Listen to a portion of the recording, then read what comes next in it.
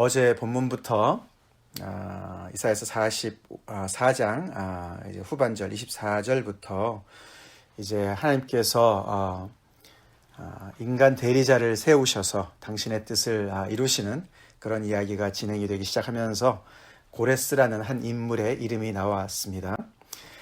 그래서 그 하나님께서 이방 나라 페르시아의 왕인 고레스를 사용하셔서 당신의 뜻을 이루시며 바벨론을 무찌르시고 당신의 백성 이스라엘 백성들을 구원하실 계획을 말씀하시면서 오늘 8절에 결국은 이제 하나님께서 그 일을 창조하셨다. 그래서 그 결과가 정말 하늘과 땅과 구름이 다 합작해서 그 땅에 공의를 뿌리고 의를 부르고 구원을 싹트게 하고 공의도 함께 돋게 할 것이라고 그렇게 하나님의 그 구원을 그렇게 아름답게 시적으로 표현하고 있습니다. 정말 이런 세상이 온다면 얼마나 좋겠습니까? 그죠? 공의가 인간 사회에서만 있는 것이 아니라 그것이 하늘로부터 선물로 내려오는 것과 같은, 그래서 그 땅에 온 땅에 가득하고 또 구원이 정말 땅에서 싹이 트면서 막 솟아오르는 것처럼 그렇게 하나님의 그런 뜻대로 온 세상이 하나가 되어져서 움직이는 모든 것들, 역사하는 모든 것들, 그렇게 정말 회복이 될 것이라고, 그 일을 내가 창조하였다고 하나님께서 그렇게 말씀을 하시는 것이죠. 그래서 하나님은 정말 창조의 주가 되시지만 또 역사의 주가 되시는 그런 것을 우리가 보게 되죠. 자, 그렇게 이제 어저께 이야기들이 한 문단이 이제 8절에서 사실 끝나게 되는데 9절부터 약간 좀 다른 분위기의 말씀이 나오기 시작하죠. 특별히 9절과 11절까지, 9절부터 11절까지 화 있을진저라는 표현이 나옵니다. 화 있을진저. 하나님께서 갑자기 이 이스라엘 백성들을 향해서 이런 자들은 화가 있을 것이다 라고 책망을 하시는 거지 않습니까?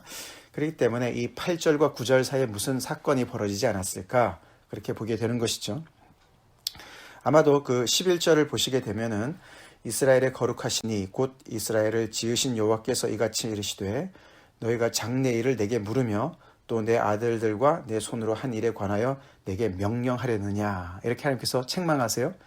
그러니까 아마도 이스라엘 백성들이 하나님의 어떤 이런 계획에 대해서 어제 저항을 하는, 질문을 하는, 하나님께 이래라 저래라 얘기하는, 명령하는 그런 이야기가 있었던 것 같습니다.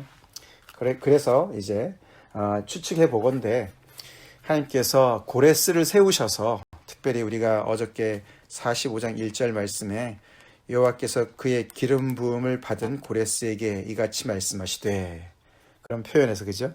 고레스라는 이방 나라 왕 이름뿐만 아니라 기름을 거기에 그 사람한테 기름을 부으셨다. 결국은 그가 메시아다. 즉 메시아가 오긴 오는데 이방인이 메시아로 온다라는 그 하나님의 계획과 뜻에 대해서 이제 문제를 제기하는 것 같습니다. 그래서 하나님께서 그런 사람들한테 화 있을진저라고 이제 경고를 하는 것으로 보는 것이 가장 자연스러운 것 같죠. 이스라엘의 거룩하신 이에게, 또 이스라엘을 지으신 여호와에게 너네가 그에게 장래 일을 가지고 얘기를 하고 또 그 여호와에게 명령하고 그게 말이 되느냐라고 이제 책망을 하시는 것이죠. 그것을 이제 비유로 설명합니다. 그죠? 이 이사야서의 그 기자가 얘기를 하는 것이죠. 비유를 하는데 하는 진흙과 토기장이의 관계로, 그죠? 토기장이가 진흙을 빚어서 그릇을 만드는데 그 진흙이 토기장이한테 이래라 저래라 말을 할 수 없지 않습니까? 그게 말이 안 되지 않습니까? 그 비유 하나랑 또 하나는 아버지에게 무엇을 낳았소? 또 어머니에게 무엇을 낳으려고 해산의 수고를 하였소? 하고 묻는 자가 있겠느냐? 그런 자는 화가 있을 것이다. 그렇죠. 우리가 부모로부터 우리가 이제 이렇게 정말 잉태가 되고 부모님이 우리를 낳을 때에 우리가 거기에 대해서 뭐라고 얘기한 것이 있겠습니까? 우리가 뭘 보탤 것이 있겠습니까? 거기에도 뭐라고 참견할 수가 있겠습니까? 그죠? 아무것도 할 수 없죠. 이제 그렇게 두 가지의 비유를 얘기하면서 그런 관계가 바로 이 창조주 하나님과 이 피조물인 이 이스라엘과의 관계라는 것이죠. 그런 관계일진데 어떻게 이스라엘이 하나님 앞에 이래라 저래라 뭐 감나라, 배추나라, 대추나라 할 수가 있겠느냐라는 논리로 이야기를 하는 것입니다.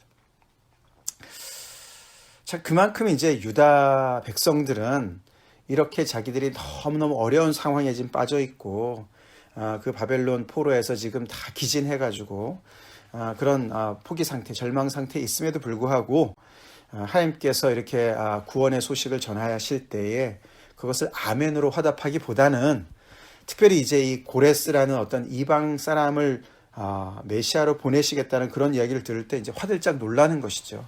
그래서 여전히 자기들의 방식과 고집과 자기들의 입맛을 고집하는 그런 어떤 모습을 보여주고 있는 것입니다. 그래서 하나님께서 철저하게 말씀하시죠. 피조물이 창조주에게 이래라 저래라 할 수 있겠느냐? 못하지. 그건 말이 안 돼. 그것처럼 너네가 지금 포로된 상황에서 나에게, 역사의 주인인 나에게, 하나님 그것은 말도 안 돼요. 그렇게 해서는 안 됩니다. 그렇게 해서는 우리를 구원하지 못하세요. 우리는 그거 싫습니다. 이렇게 얘기할 수가 없다는 것이죠. 지금 현재 이스라엘은 또 그뿐만 아니라 우리 지금 이 21세기 살아가는 우리도 마찬가지죠. 우리는 하나님, 창조주이시자 또 역사의 주인이신 하나님께서 우리에게 주시는 모든 것을 우리는 100% 받는 수혜자 입장이지, 우리가 거기에 대고 하나님 앞에 대해서 하나님한테 훈수를 들고 하나님에게 이래라 저래라 우리가 참견하고 그럴 수가 없습니다. 아멘이시죠? 그런 상황을 오늘 말씀을 하고 있는 것입니다.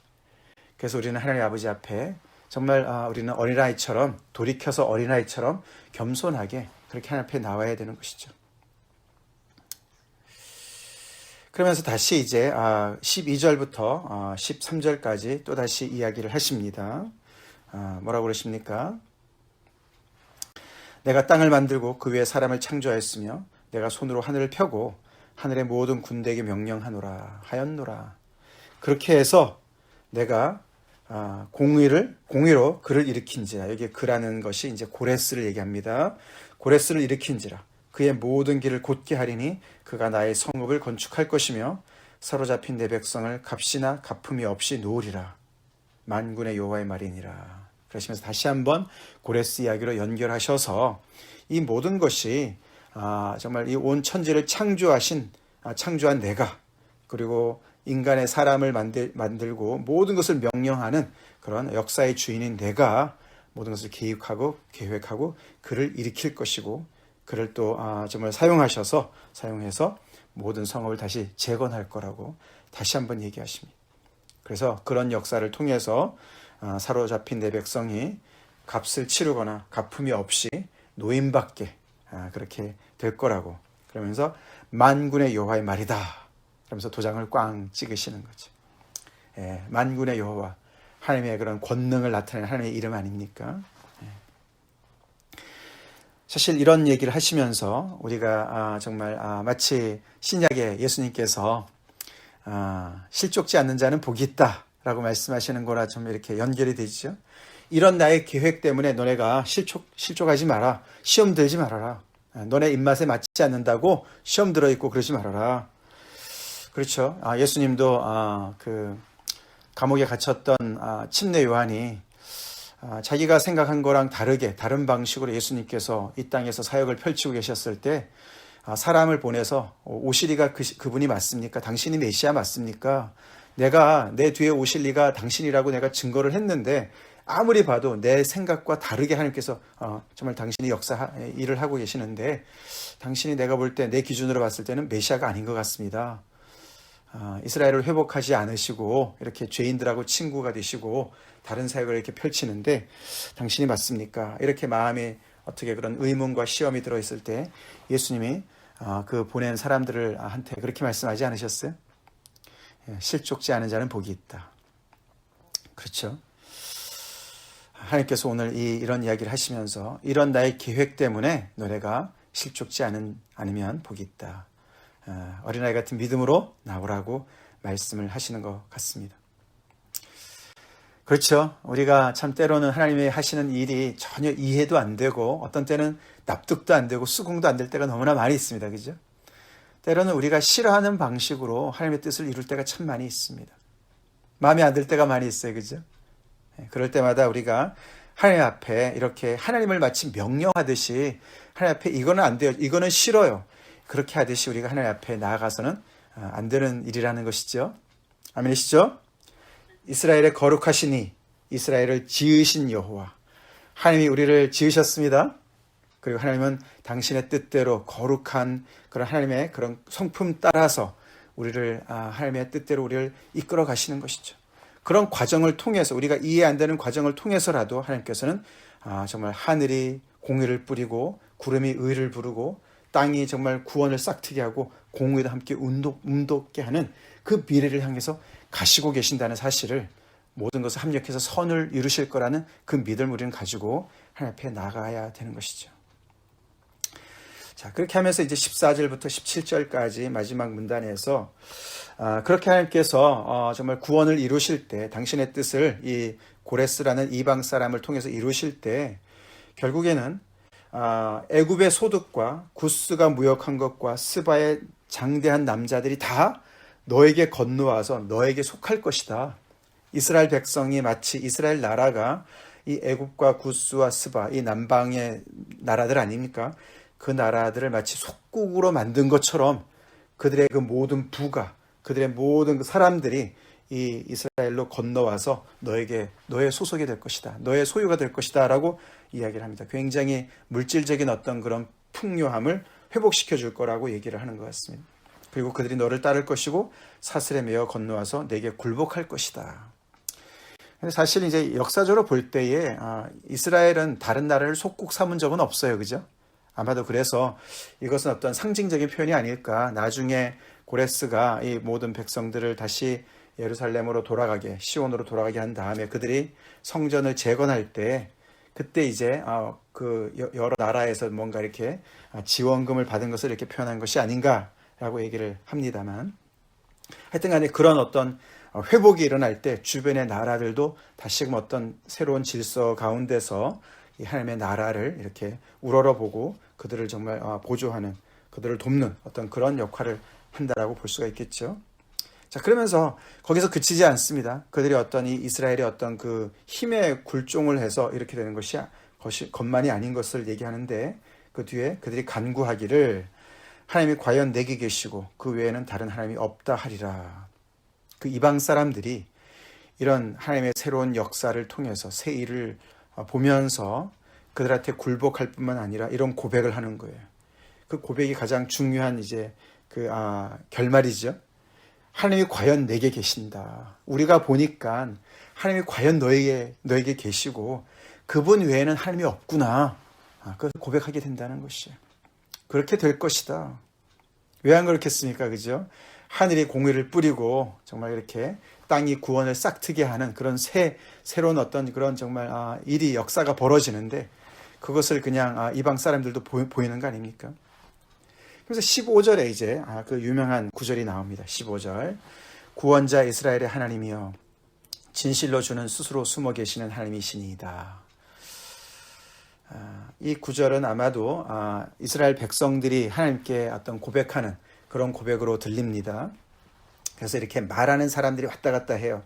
14절은 하나님이 여호와께서 직접 말씀하시고, 그 앞에 부분에서는 또 시편 이사야서를 쓴 사람이 얘기하고, 또 15절은 또 다시 이제 이스라엘 백성들이 얘기하고 왔다 갔다 하는 얘기가 많이 이제 복잡하게 섞여 있습니다.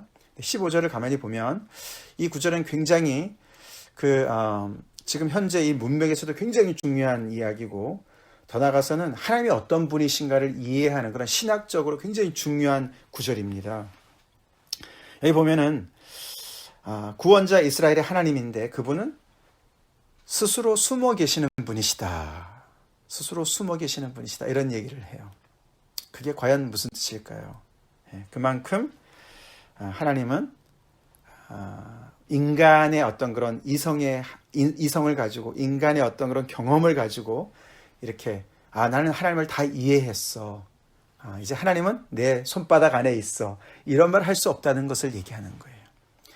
스스로 숨어 계신다는 것은 하나님의 그 광대하심, 인간이 도저히 이해할 수 없는, 모든 것을 다 메스터할 수 없는 그런 분이시라는 것을 뜻하는 겁니다. 지금 이 고레스를 사용하시는 것도 그렇지 않습니까? 그죠? 이스라엘의 입장에서는 듣도 보도 못한 얘기입니다. 어떻게 하나님께서 이 이방의 나라를 사용하셔서, 도구로 사용하셔서 우리를 정말 그를 메시아 삼으셔서 그에게 기름을 부으셔서 그를 앞장 세워서 이런 일을 하실 수 있을까? 상상도 못한 얘기죠. 이제 그런 것처럼 하나님께서는 스스로 숨어 계시는 분이에요. 당신을 나타내시는 분도 되시지만 그렇다고 당신을 다 드러내시는 분은 아니신 것을 강조하고 있는 것입니다. 하나님의 백성들은 이것을 꼭 기억해야 되죠.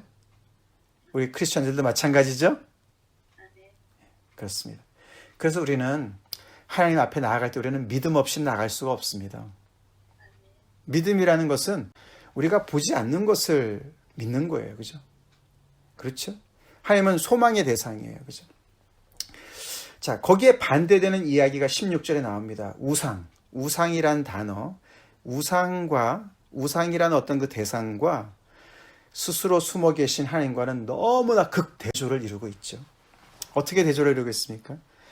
우상은 어떤 존재입니까? 사실 우리가 지난 월요일의 본문이었는데요.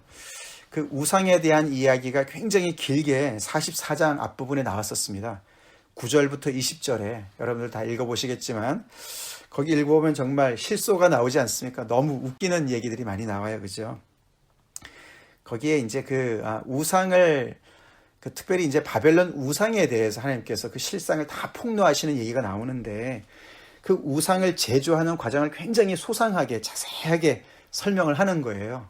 그래서 거기에 철공이 어떻게 하고 목공은 어떻게 만들고 그러면서 나무를 직접 심어가지고 거기다 물을 주고 잘 길러가지고 그 나무를 잘라서 일부는 땔감으로 쓰고 일부를 가지고 우상을 만들고 그렇게 만들어 놓고서는 그 앞에서 절을 하면서 우리를 구원해 달라고 그런 이제 우스꽝스러운 이야기를 이렇게 자세하게 설명을 합니다. 그만큼 이제 우상이 허망하다는 것을 얘기도 하지만 그 우상을 그것보다도 그런 정말 믿고 신뢰하고 그 앞에 절을 하는 그 인간이 얼마나 무지하고 정말 얼마나 정말 이렇게 지혜도 없고 지식도 없고 총명도 없는지 그것을 이제 강조하는 거예요. 그래서 이렇게 너무나 대단한 문명을 이룬 이 바벨론 제국의 그 백성들이 너무 대단하게 보이지만 그들의 모습이 바로 그렇다는 것을 강조하면서 그런 사람들을 부러워하고 두려워하고 그런 사람들 앞에 정말 넘어가려고 하는 그 사람들 앞에 많이 이렇게 동조가 된 그런 이스라엘 백성들을 향해서 그런 우상을 믿는 그런 사람들을 정말 질타하듯이 이스라엘 백성들한테 질타하는 그런 내용들이 쓰여져 있었거든요. 자, 그것을 우리가 이렇게 생각해 보면은 스스로 숨어 계시는 하나님과 눈에 빤히 보이는 우상과 얼마나 대조가 됩니까? 그죠? 생각해 보세요. 이게 우상은 인간의 손으로 만들었어요. 그죠? 인간의 작품이에요. 그러니까 우상의 구석구석을 다 알지 않겠습니까? 철공이, 목공이 다 만든 거예요. 그죠? 그러니까 그 우상은 인간의 손바닥 안에 있는 것이죠. 그렇죠? 그것과 대조를 시키는 거예요. 근데 지금 이스라엘 백성들이 하나님을 경외하는 그런 예배하는 자들인데 마치 하나님을 자기의 손바닥 안에 있는 것처럼 생각을 해서 하나님 앞에 명령을 하고 하나님 앞에 이거는 돼요, 저거는 안 돼요. 말을 하는 입장과 같은 그런 일이 벌어지는 거 아닙니까? 그래서 하나님께서 말씀하시는 거예요. 그럴 수가 없죠, 그죠? 그럴 수가 없죠. 하나님은 그 어떤 전통에도 가둘 수 없습니다. 하나님은 그 어떤 우리의 어떤 이성조차도 우리의 인간의 어떤 이성으로도 우리의 이성에 어쩌면 이해가 안 되기 때문에 하나님은 계시지 않아. 하나님은 틀렸어. 이렇게 말하는 것이 얼마나 정말 무식한 이야기인가를 얘기하고 있습니다. 그래서 우리 하나님은 정말 당신을 계시하시는 분도 되시지만 스스로 당신을 숨기시는 분도 되시는 거예요. 그 이야기가 어저께 우리 7절 말씀과 연결되지 않겠습니까? 어저께 7절 말씀. 나는 빛도 짓고 어둠도 창조하며 나는 평안도 짓고 환난도 창조하나니. 아멘이십니까? 그렇게 크고 위대하신 우리가 도저히 정말 이해가 정말 안 되는 부분을 많이 가지고 계시는 그런 하나님이신 것이죠. 나는 여호와라 이 모든 일을 행하는 자니라. 그런 하나님이신 것이죠. 그래서 이 우상을 의지하는 사람과 이 스스로 숨어 계시는 하나님을 의지하는 사람과의 그 결과가 두 개가 대조가 이제 이렇게 대조가 되는데, 하나님을 의지하는 자들은 구원을 받게 될 것이고 우상을 의지하는 자들은 부끄러움을 당할 것이다. 그렇게 얘기를 합니다. 네, 부끄러움을 당하고 욕을 받아 다 수욕 중에 들어갈 것이다. 네, 우상이 그런 존재이기 때문에 우상을 의지하는 자들이 똑같은 결과를 맞이할 것이고, 이스라엘은 여호와를 정말 그 숨어 계시는 하나님을 그렇게 정말 그래서 어떤 때는 이해가 안 되고 어떤 때는 납득이 안 되고 참 너무 힘들고 그렇지만서도 그 여호와를 의지하는 그런 믿음의 사람들은 결국은 그 여호와를 통해서 구원을 받게 될 것이다. 우상의 문제는 뭐냐 하면요, 결정적일 때 도움이 안 된다는 것이에요. 그렇죠? 우상은 절대로 구원할 수 있는 능력이 없습니다. 스스로 아무런 능력이 없어요. 인간의 손으로 만들어졌고 인간의 손으로 세움을 받았고 인간이 움직일 때 다 정말 이렇게 그 우상이 스스로 움직일 수 없으니까 무거운 짐처럼 짐짝에다 들고서 끌고 가야 돼요. 운반을 해줘야 움직일 수 있는 그런 존재인데 무슨 구원의 능력이 있겠습니까? 거기에 반해서 하나님은 완전히 다르신 분 아닙니까? 하나님은 천지를 만드셨고 이스라엘을 만드셨고 할렐루야, 우리를 만드셨고 그리고 역사도 그분의 뜻대로 운행하시는, 일부러 이렇게 대조하는 거예요. 그만큼 너무나 이 이스라엘 백성들의 그 낮은 그 정말 믿음을 다 까먹은 그 바닥까지 하나님께서 내려가셔서 이렇게 당신을 우상과 이렇게 견주면서 설명을 하셔야 되는 그런 입장에 계시는데도 이스라엘 백성들이 과연 정신을 못 차리고 있는 그런 상황을 우리가 보게 되는 것이죠. 그래서 결국에는 그런 스스로 숨어 계신 하나님을 믿음으로 끝까지 신뢰하는 자들에게는 구원을 받아서 또 그것도 영원한 구원을 받을 것이다. 두 번이나 반복을 합니다. 17절에 너희가 영원히 부끄러움을 당하거나 욕을 받지 아니하리로다. 그렇게 오늘 본문이 끝나고 있습니다. 계속 이제 내일부터도 계속 또 연결이 되는 이야기지만, 자, 오늘 우리가 다시 한번 이 말씀을 보면서 고레스 때문에 계속 연결되어지는 이야기예요. 하나님께서 이스라엘 백성들을 바벨론 포로에서 구원하실 그 계획을 가지고 이야기하시면서 그것 때문에 이스라엘 백성들과의 어떤 그런 정말 왔다 갔다 하는 어떤 그런 이야기 속에서 하나님이 어떤 분이신가가 드러나는 것을 보게 됩니다. 오늘 이 말씀을 보면서 우리는 다시 한번 우리 스스로 숨어 계신 하나님을 믿는 우리들 맞습니까? 그렇죠. 그래요. 그래서 때로는 참 하나님이 왜 이런 일을 하실까? 왜 이런 일을 가만히 놔두실까? 세상에 지금 온 세상이 지금 난립니다. 너무너무 정말 불안 지수가 높아지고 있어요. 그죠?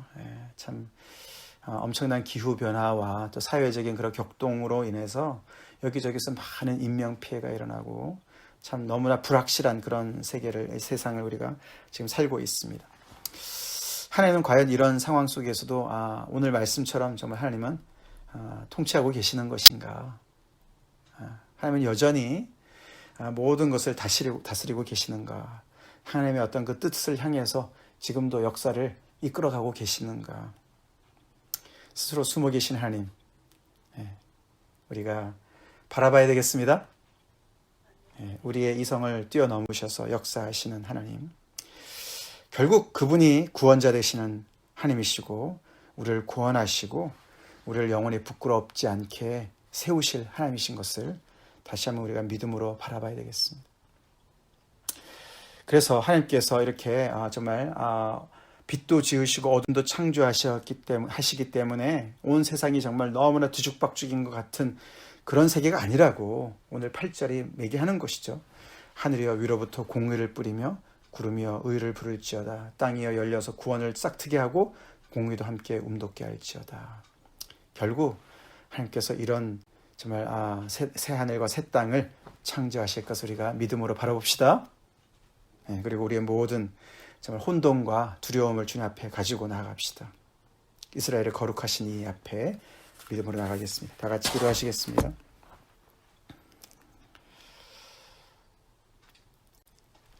스스로 숨어 계셔서 역사하시며 모든 세상의 역사를 인간의 모든 아버지 정말 그 역사를 당신의 뜻대로 인도하신 하나님을 저희가 믿음으로 고백합니다.